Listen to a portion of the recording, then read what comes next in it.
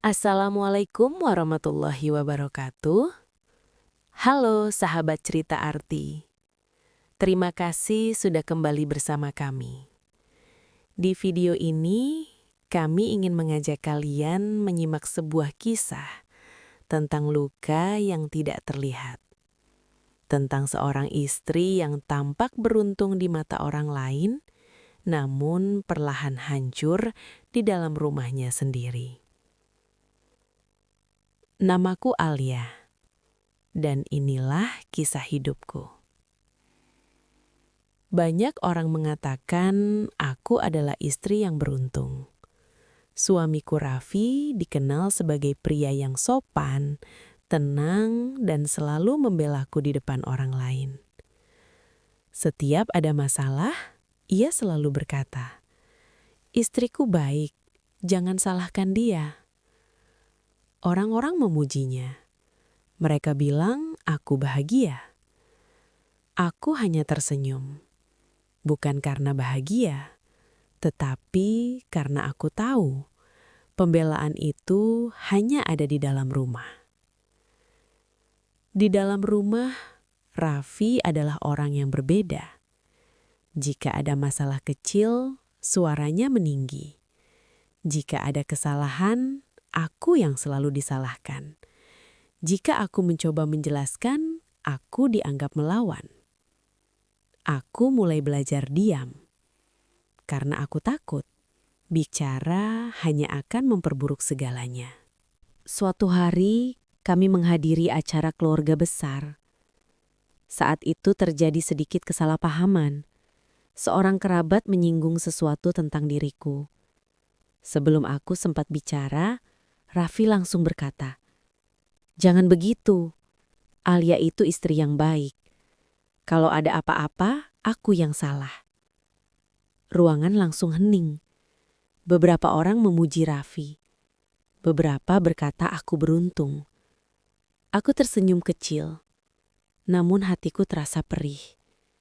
Karena aku tahu, malam nanti semua akan berbalik. Dan benar saja, di dalam mobil Raffi diam. Wajahnya tegang.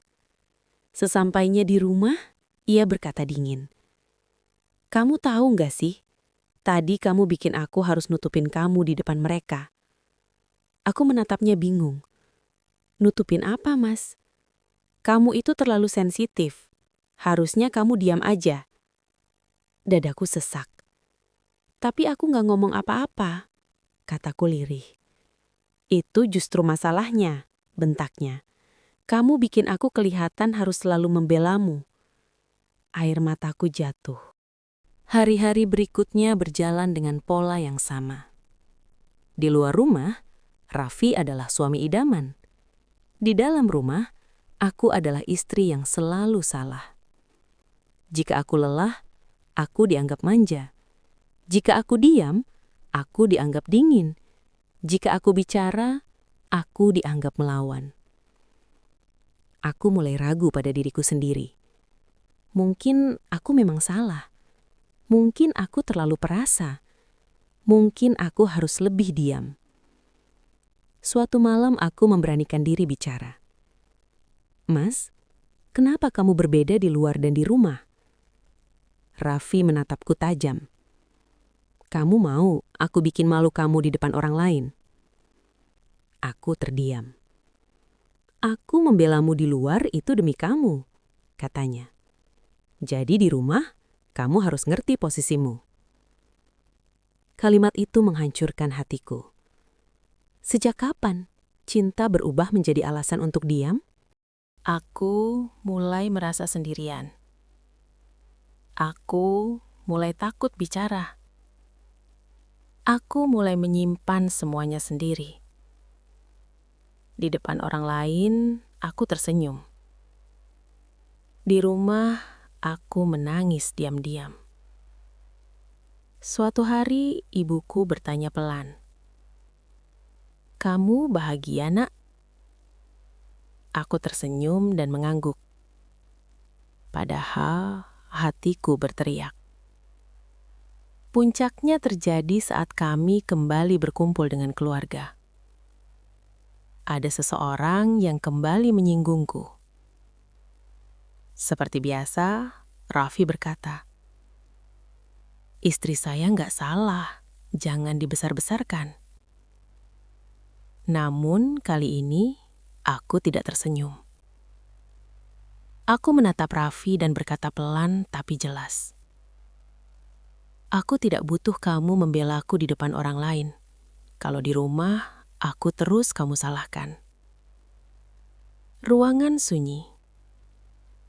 Dibela di luar, tapi disalahkan di rumah, itu bukan melindungi, itu menyakiti. Malam itu, aku menangis lama.